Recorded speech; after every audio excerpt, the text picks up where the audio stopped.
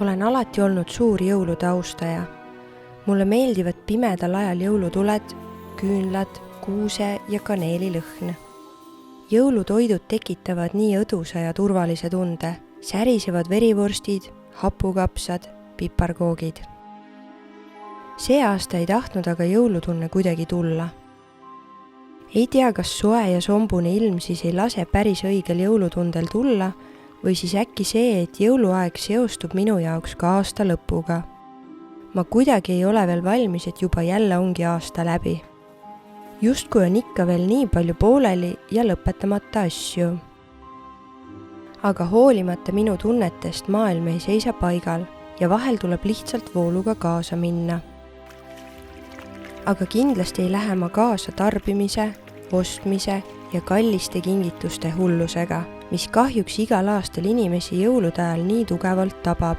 Maailma parimaid asju ei saa nagunii osta.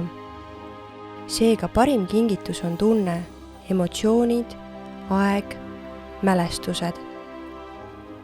Meie kingime koos veedetud aega, ühiseid tegevusi, lugusid, kallistusi ja oma kätega valmistatud kingitusi.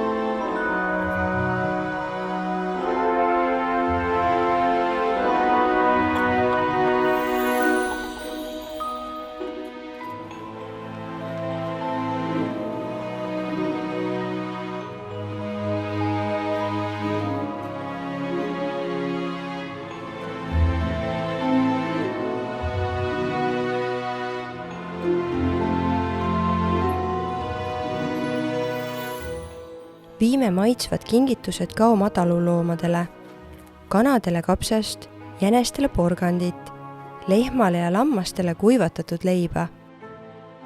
Ka hiirekesed leiavad oma pala.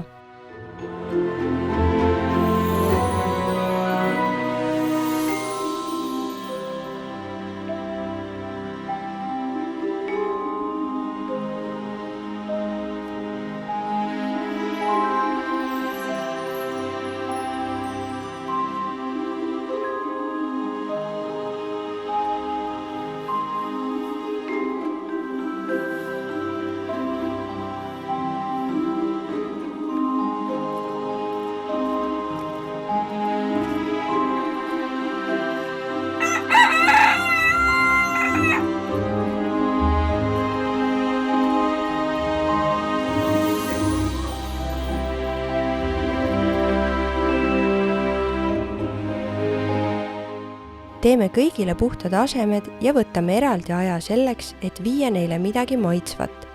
Sügada kõiki karvaseid ja sulelisi ja olla lihtsalt koos perega laudas. See on ühine aeg nii meile kui ka tore tähelepanu loomadele.